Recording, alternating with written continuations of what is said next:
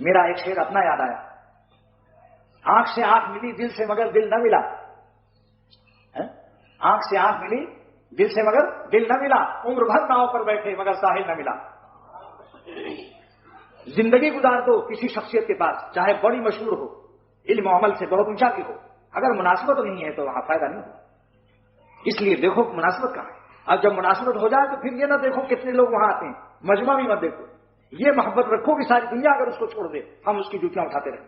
الحمدللہ مسجد میں اعلان کرتا ہوں، عشاء اور صاحب دام برکاتون سے اختر کو اتنی ہی محبت ہے کہ ہم یہ نہیں دیکھتے کہ کتنے لوگ حضرت سے تعلق جوڑتے ہیں، کون آتا ہے کون جاتا ہے، ساری دنیا اگر ان کو چھوڑ دے تو انشاءاللہ تعالیٰ اختر نہیں چھوڑے۔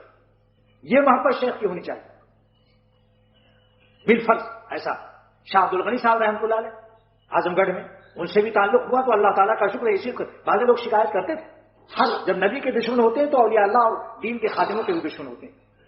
وجعلنا لکل نبی عدوا، اللہ تعالیٰ قرآن میں فرماتے ہیں میں نے ہر نبی کے لیے دشمن بنایا ہے۔ تو جب نبی کے لیے دشمن ہے تو نائب نبی کے لیے نہیں ہوں گے؟ دشمنوں کی بات میں مت ہو۔ کچھ شیاطین ایجنٹ پھرتے بھی رہتے ہیں جو ان چشموں سے دور کرنا چاہتے ہیں جہاں سے انسان پانی پیتا ہے۔